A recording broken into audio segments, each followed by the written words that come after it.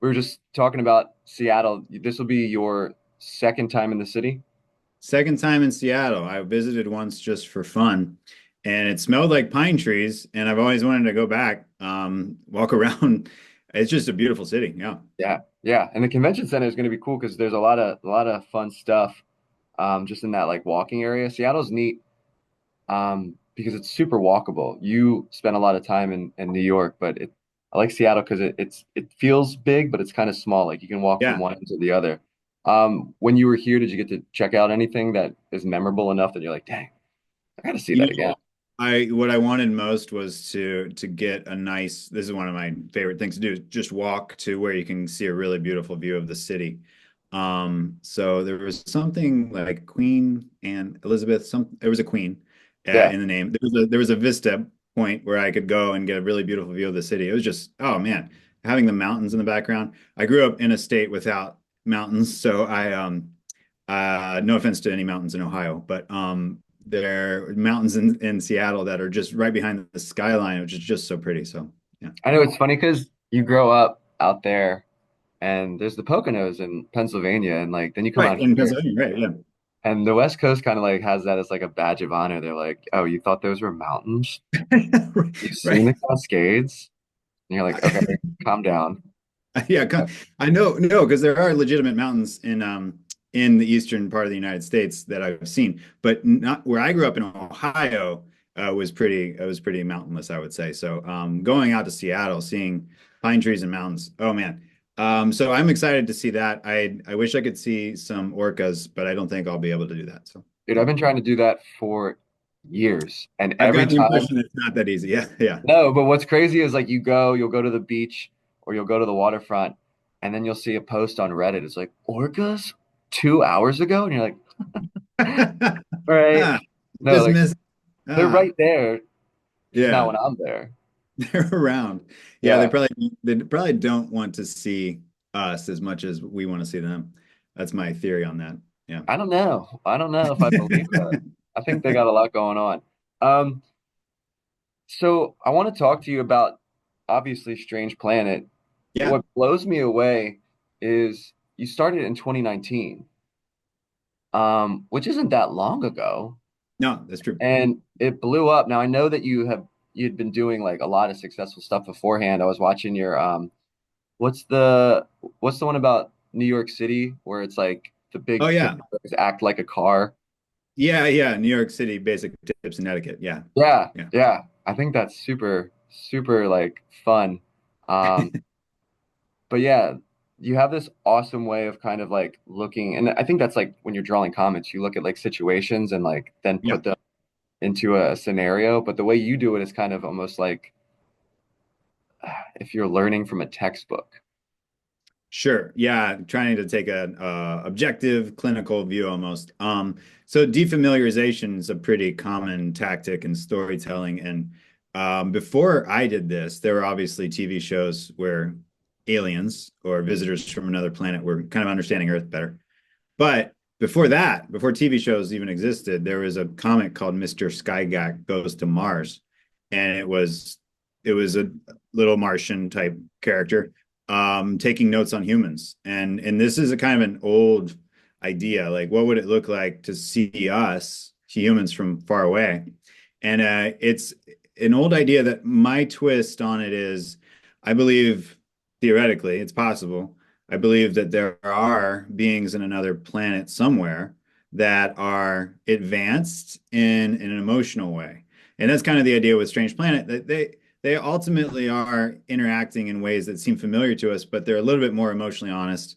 They talk about crying in the shower or whatever happened in the morning. They're willing to talk about their emotions. And I think that would be an interesting twist on beings from another planet. We often view them in science fiction as emotionless or even aggressive. But I think there's a lot of really interesting movies and books about there. Arrival is one of my favorite science fiction movies, and Arrival takes that view that maybe if another being comes to our planet someday, we'll be the corrupting force in a way. We'll be the ones that are actually needing to learn from them to be less violent than we are. Arrival does that really well. But all that to say, I love Strange Planet. because it was something I was able to invest in, do daily comics. And I did one comic a day for that first year of Strange Planet, 2019 to 2020. And that was back before we had children, so it was a lot easier. Oh, for sure. And that's crazy amounts of content to create, depending on if you mean one a day, like 250 days, or you mean on weekends too, you're just like a Yeah, ghost. it was too. Yeah, it was 365. The first 365 days, I knew I wanted to, for the first 365 days, do a comic every day. I had seen projects successful that did that. Mm. I just wanted to try to challenge myself and say, all right, even if it's not my best comic, I'm going to post one every day. And I think that's part of what helped Strange Planet take off because people got got into the rhythm of like, oh, I'm going to see a new one today. And I couldn't keep that up for more than a year, but I did for a year. So. Yeah, no, that's crazy. Because like that's hours every day that I'm sure your friends, family, and loved ones are like, hey man, you know what would be nice is if you would do anything else with us. That was the accurate rendition. But yeah, I appreciate you saying I grew up looking at Far Side. I would say Far Side was my favorite. And what's neat is that obviously like Gary Larson's a legend who continues to make comics even now. But I looked at Garfield. I looked at a lot of the stuff that was in the Sunday papers. Um, and it was always a dream to draw and to create stories. So Strange Planet was really my first major vehicle that helped me achieve that. And so we've done multiple books. There's a show on Apple TV now. And what I love about it is that I'm able to show it to my kids. Our kids, we have kids 3 years old and 1 year old, and they understand, little bits here and there. The older one does, but it's something I've always wanted to share, something that the kids could look at as well, because that's really what I loved most as a kid, like enjoying the same comics as my parents did. Like that was a really neat experience. Is that something that you kind of like have to work toward? Because your kids are young, and so you have your beings behind you, and presumably for my 2019, so you said six, like their whole lives, you've been Right. working at this thing. So that's just like, do you have to be like, no, no, no, I'm not just showing you something that I made. Like this is like, are they able to differentiate? Because I can like go home and be like, hey everyone, look at what I did. And they're Right, like, right. neat, buddy. Do they grasp that like other people are able to see that? No, not yet. No, they're not understanding. My daughter's actually about to turn 4. She would want me to tell you that. Oh, She's very excited. So happy she, birthday to her. yeah, yeah, she's so excited about her birthday and talks about it every day. But so when she looks at the beings, she looks at Strange Planet. Hasn't grasped yet that it's intellectual property from us, because she loves My Little Pony. So whenever she talks about what she loves, she mentions that what I love. She's like, I like My Little Pony. You really like Strange Planet. And I try to explain like, no, I work on Strange Planet. That's what I made. But she thinks it's just something I like a lot, and I draw like fan fiction of it. So Yeah, uh, you do really good fan fiction of it. the best fan fiction I can make. I will say, once we made the Apple show, once we worked with actual professional animators, I did meet a lot of people who can draw Strange Planet much better than I can. What's And that that's like? it's really something, because I'm drawing the front of the beings most of the time. Um, these animators, they can draw beings from any angle, and they can draw them colliding, and they'll ask me things like, "What's it sound like when their hands slap together, like doing a high five?" And I'm like, I don't know, but they need to know, because they're thinking about the way two hands interact and how it looks. Is it squishy? Is it hard? I loved this because they could draw anything I told them. Like, oh, it's like a leather cover. It's like a balloon with leather on it or something. Um, and they could draw that. They could kind of understand what I meant. So I think what's neat when you get into animation, which I just have gone on the periphery of it mostly. Um, when I get into it and understand more of it, I see that the skill of animators is something that takes so much time and so much effort. So they deserve all the awards and accolades they could get. It's just amazing. When you like can draw, There's always going to be your one friend or acquaintance that comes up and they're like, "Hey, I have this idea. I'd love for you to animate." And I'm always like, "Don't talk to me ever again, dude." The idea that someone, because drawing takes forever and then Drawing takes animating right. even more than that. So that's, yeah, that's absolutely insane. When they came to you and asked about the thing that you created and started asking you questions that you never thought of, were you like stoked for it? Like, oh yeah. Or did you have to like go away for a while? But I have never thought of this. And they keep asking these questions every day. What do they say? Oh, yeah, it's a big question. Every time you adapt something, so you can look at any adaptation of something that was previously 2D and now it's in a three-dimensional world essentially. Especially that to me visually, I can just say visually it was challenging because I had to think about, all right, what are the exteriors of the building? I mostly had drawn interior scenes. It was a little bit like a sitcom when I was drawing it. But then you got to think about what are the exteriors of the building. Our art director, April, was so good, is so good. And she would put on her architect hat essentially and say, all right, I'm going to build out a city. And what does this look like to you? Does this look right? And each time she would make something just more and more beautiful. But these questions are interesting because they also get into the philosophical. Beyond just visual, they get into the philosophical, like what's the history here? How mean, how angry can a being get? And so we landed on something when we were making the show. We landed on something. All right, you think of the Muppets and think of the meanest Muppet, whoever the meanest Muppet is. Which to me, I think you'd have to like you have to really think. There's not many mean Muppets. Sam the Eagle gets a little frustrated or angry sometimes. Obviously, Bert, when he's dealing with Ernie, can be really Oscar's the grouch, but like there's something warm about Oscars. All these different so you thought of these different personalities and we'd say that's the stake in the ground. They can't be meaner than the meanest Muppet to each other. And that was really fun. You're starting to think more philosophical questions about like, well, what does it mean to make a show about beings who are slightly more emotionally advanced? Like how much deception can they create in their lives with each other because mostly they're emotionally honest with each other, which is really a big part of the comic. Yeah.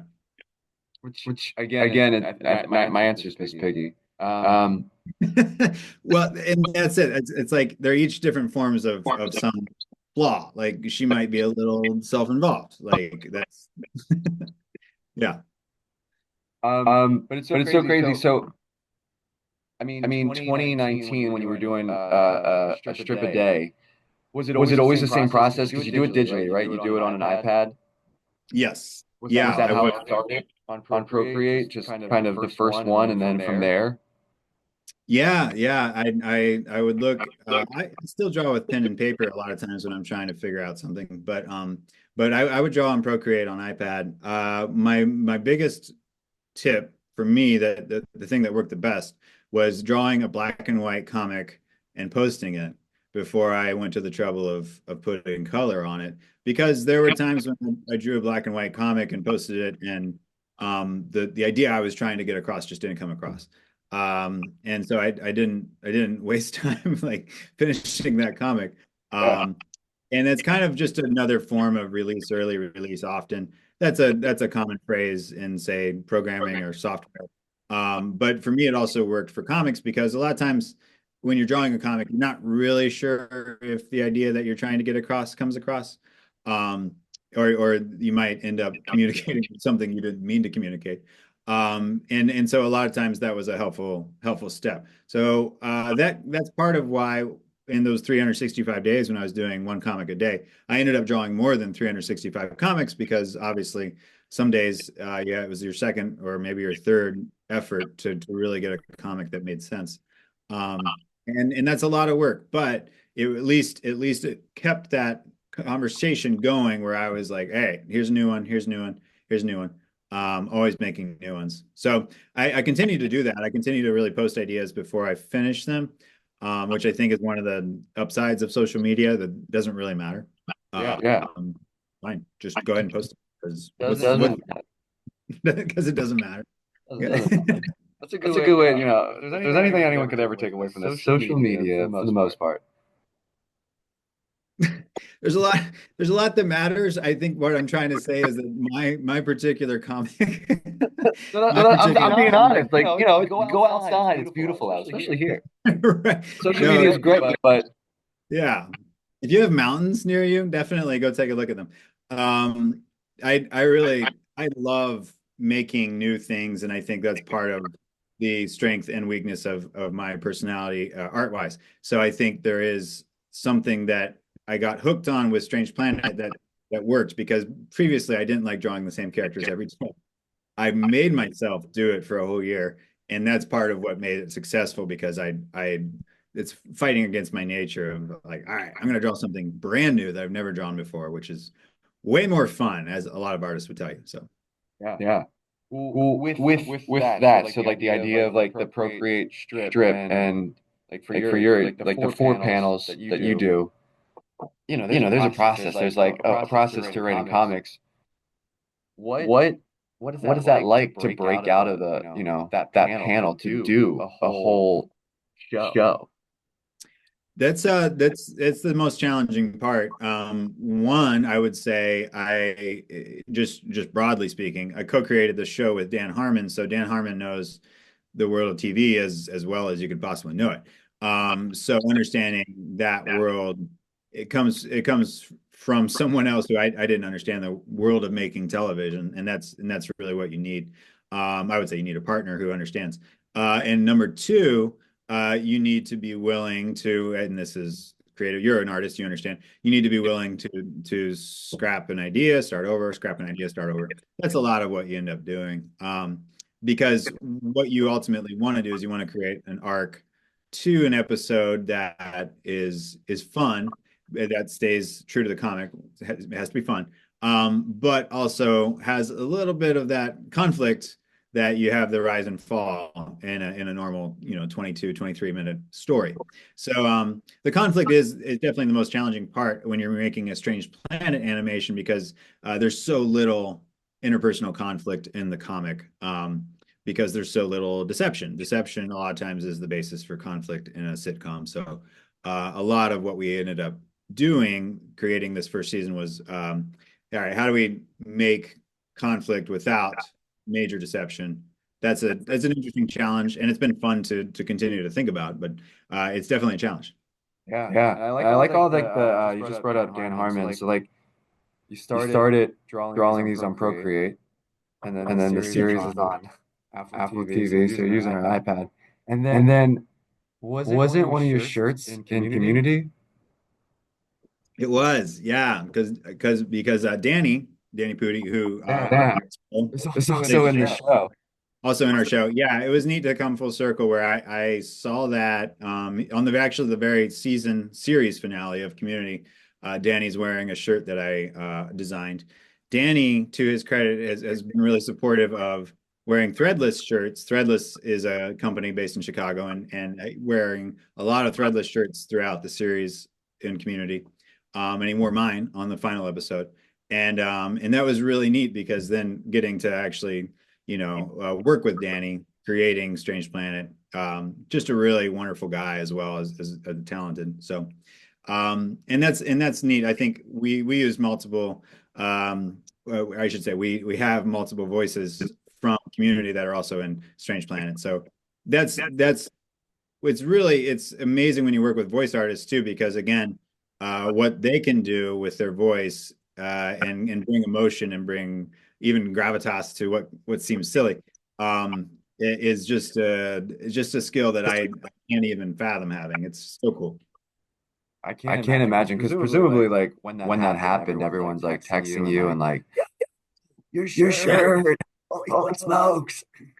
And now it's like, yeah, we're making content together. It has been amazing to have this as part of my Strange Planet story, which, as you said, it started about 6 years ago.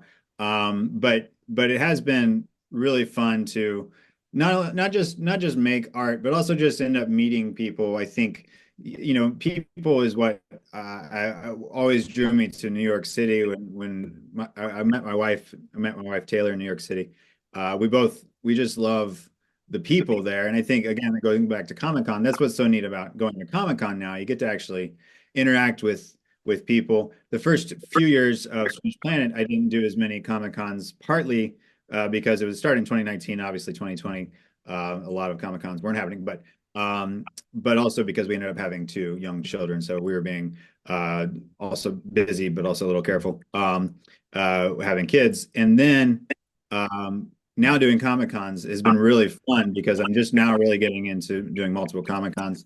This is my first time in Emerald City, and I'm so excited because there's something about the area, Pacific Northwest, that I think I really like the vibe and the people there. It seems like a really beautiful place, and I'm excited.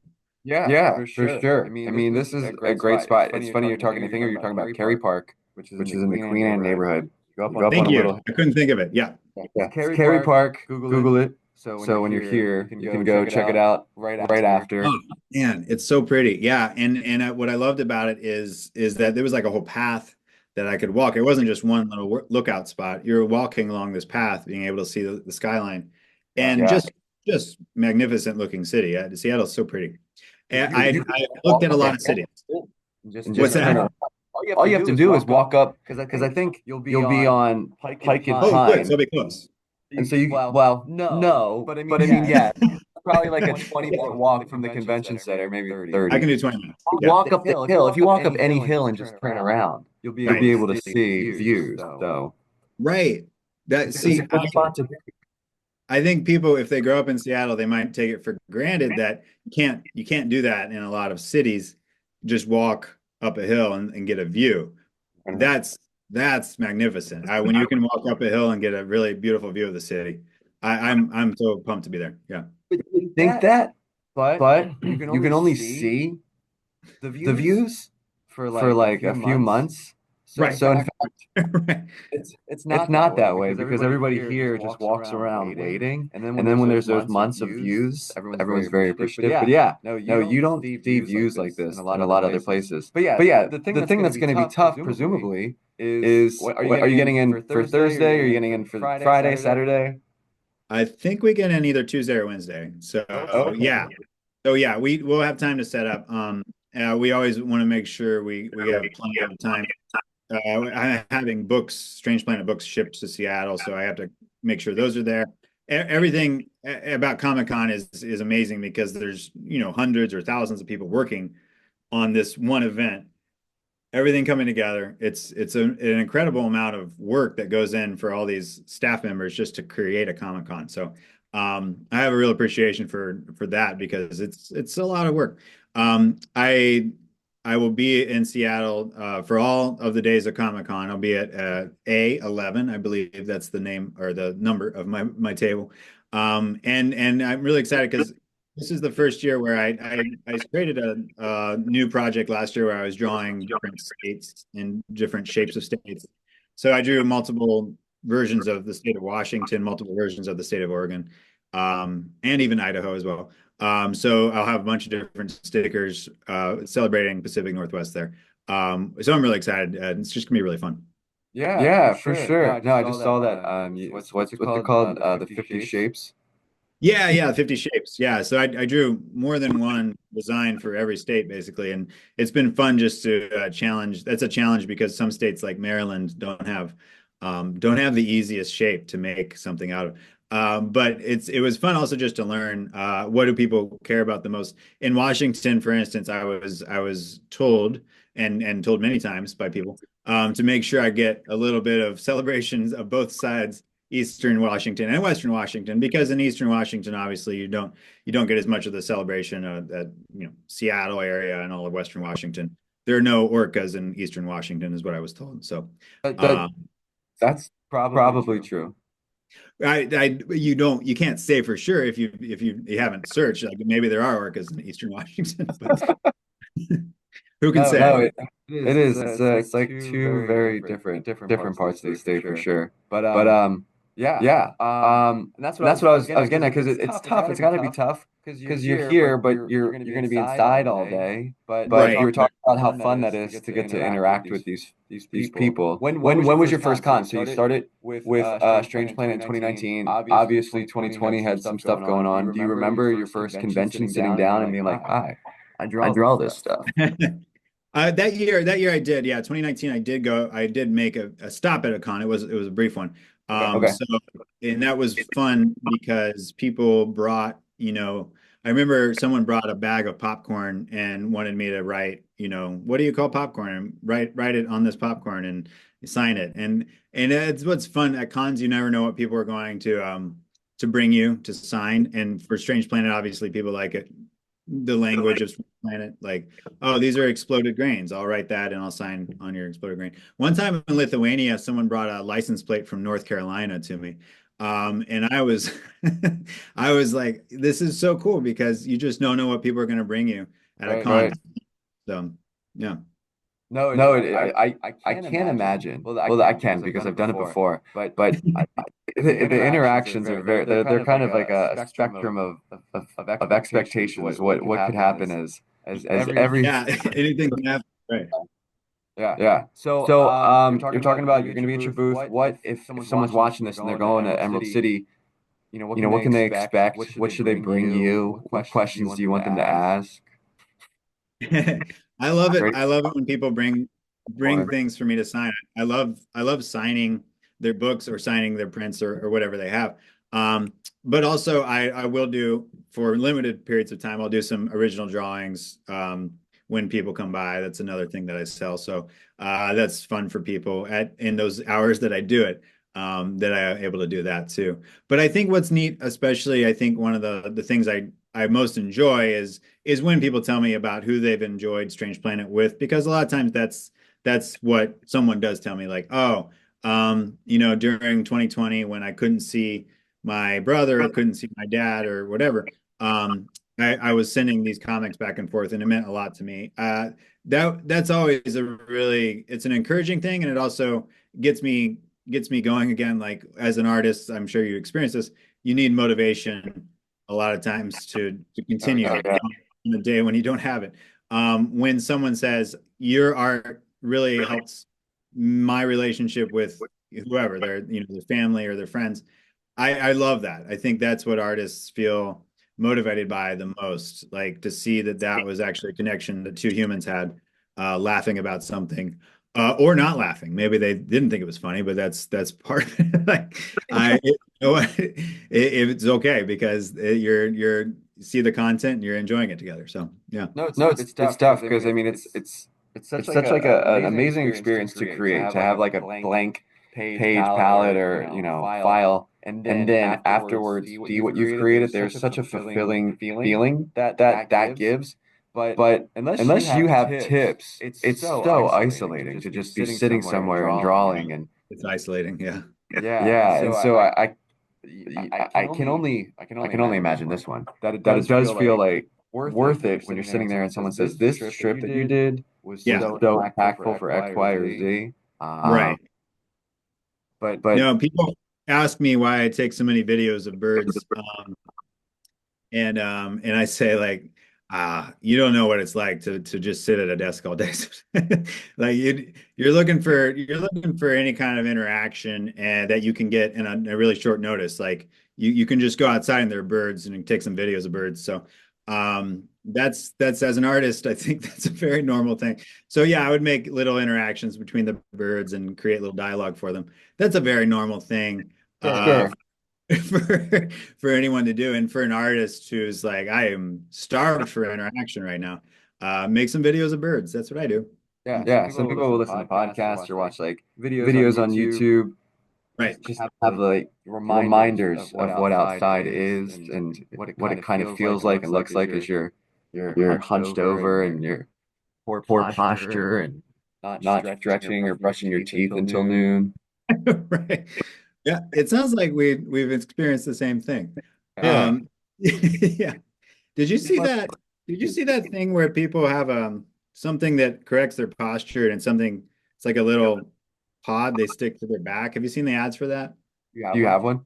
No, no, I just wondered if you'd seen the ads. I saw the ads and I thought, I wonder if I should get that. No, I No, think I that think you'd that you'd probably probably get get more more more that that content is content is directed more directed more towards towards you, you, but but because that's your that's bread your and bread and butter. butter. Probably true.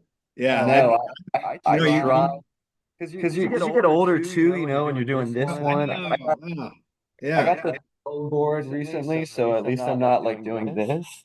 But it's smart, But it's not not smart. big enough, so my so my page page goes goes over it over it slightly, so slightly, then I so then I am am Right. turning it. turning it. But I But I haven't haven't seen the seen one the you're one you're talking talking about, about, a a pod pod for for posture. posture.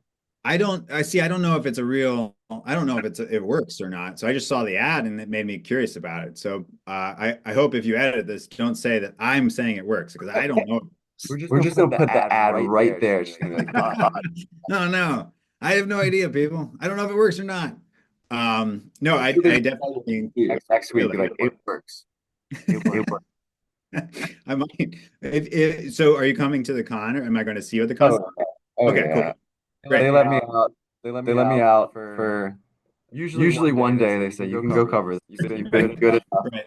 that we'll let let you you go go do do this. this. I'm I'm like, like, thank you thank you so so much. much. Thank you. Thank you. No, No, it's it's one of my favorite times in the times in the city. city. Um, Um, because because there's just there's just so so much much there. there. There's There's so many so many artists, there's artists. so There's so many many voices and voices and talents, talents. and the And people the that people put that on the put on the con are con like are like so so kind. kind. Last year I Last year got I to got to LARP LARP for for the the first first time. time. Did you? Have you Yeah, ever Have you ever LARPed? LARPed? I've heard of doing it. I've never done it.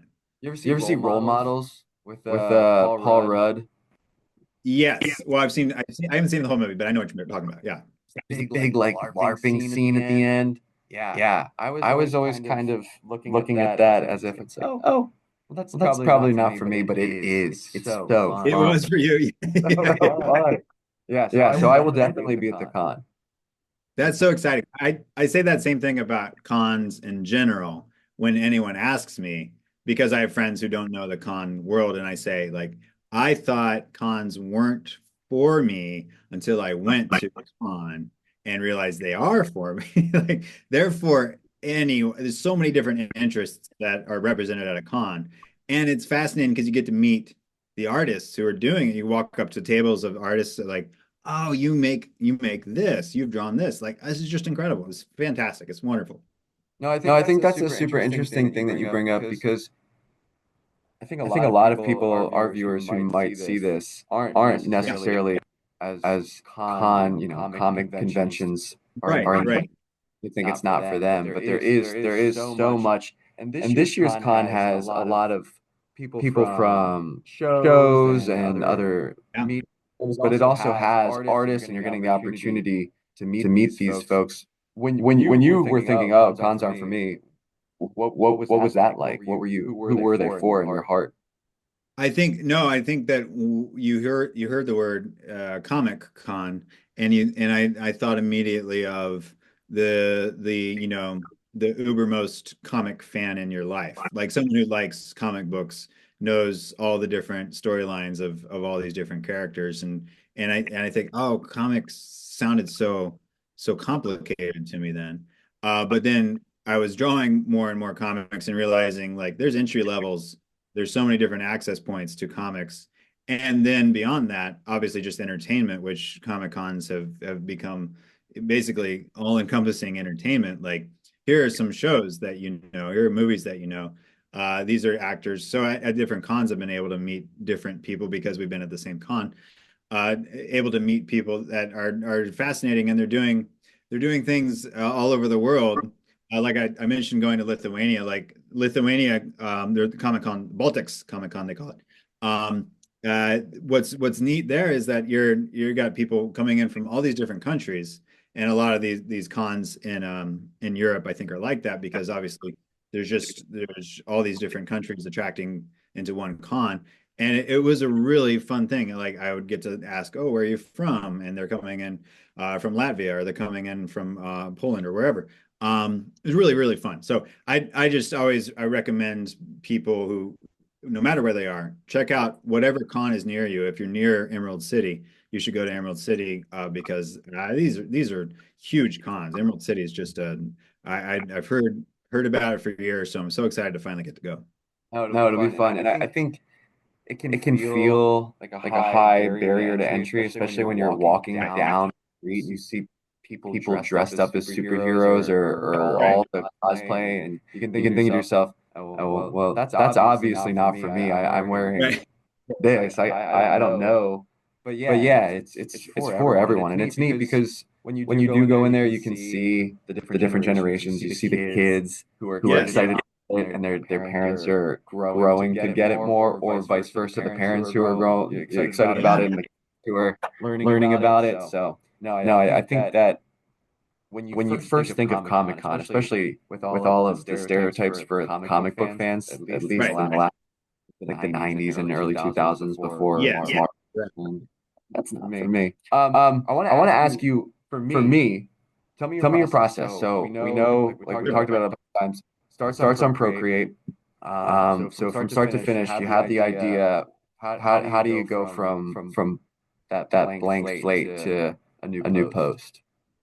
For me, a simple way to say it is I need to make two observations. If I'm doing observational humor, I need to have two salient observations in order to create a compelling comic. I think a lot of times, obviously, I've not stuck to that. I've made a comic about just one salient observation, and that's fine. But usually you can tell. Usually, I can tell at the end if that was just one. There was one salient point there. I didn't have two. But if you have two, and I think Strange Planet, the best Strange Planet comics work because you see this slight interaction between these two kind of salient observations. If you have two, then you're able to kind of put this little story forward. And so I usually start with the dialogue. I might say like, "Whoa, you look damaged." Like this is one of the first Strange Planet comics, and one of the beings is saying to the other one, "They look damaged," and so the being says, "I was exposed to the nearest sun or the nearest star." And the idea really here is like, you're immediately getting the audience into this idea like, "Oh, okay, I can understand this. They just said you look damaged, and the other one said I was exposed to the nearest star. You understand immediately what's happened. Like there's some kind of sunburn or suntan that has happened. Sorry, and that's where you want to make sure you grab the readers and you immediately are able to get them on your wavelength. Like okay, they're talking about sunburn, but they're using different terms. So someone who's never seen Strange Planet will be able to understand that first panel. You have that first interaction, and then you go through it and talk about a second salient observation. And obviously, in this case, like the idea is there's this odd sense like, oh, I feel great. I feel like I'm more attractive because of this damaged radiation essentially, which is absurd and is just part of the way, like the part of the way at times that the humans might think. But and then the second being at the end is really saying like I crave star damage as well. Like I want to be damaged by the nearest star as well. Again, it's absurd, and a lot of it plays on the idea that ultimately a lot of humans just want to go out and have like a vacation or get outside where there's like sunshine. It's not necessarily a wrong thing to want to be outside in the sun, but I think the observations that you're trying to make are like humans do some really odd things. We all do some really odd things. So a lot of the humor and the observations that I'm trying to make these two observations for each comic. They're really not to be exclusive and make fun of, all right, only some humans are like this. This is really meant to poke fun at all of us. Like, we all feel these like impulses at times that are really quite illogical. But we talk about them as if they are logical and we just kind of accept it because that's part of what we grew up with. It's just part of the way our minds work. So I would make these two observations. I would create dialogue. I would try really in the first few years, I started to realize I tried to hone it down into about 35 words total. I credit some person, I'm not sure who did it. Some person was analyzing the comics in the first year and they said, Nathan's average is 35 words per comic. And I said, hey, thank you. First of all, I said to myself, like, oh, this is actually so valuable. Someone went through and did that for me. I think any comic artist might benefit from doing that because then you get a sense of like, all right, when am I being verbose or when am I being like a little too short? You can be too short. It's possible because you might need to explain your concept a little better. So get it down to about 35 words total for a 4-panel comic. And if I can get it in that range, I feel like it's just about right. Yeah. Yeah, I always do dialogue first is the point. So dialogue, Yeah. 35 words. Then I start blocking out the composition, make sure the composition makes sense. What I loved about a lot of the comics that I grew up looking at is like there's this kind of understood composition. You think of Garfield, you can immediately picture the composition. Garfield's on a kind of a table or a platform. John is behind Garfield. Like you can picture it.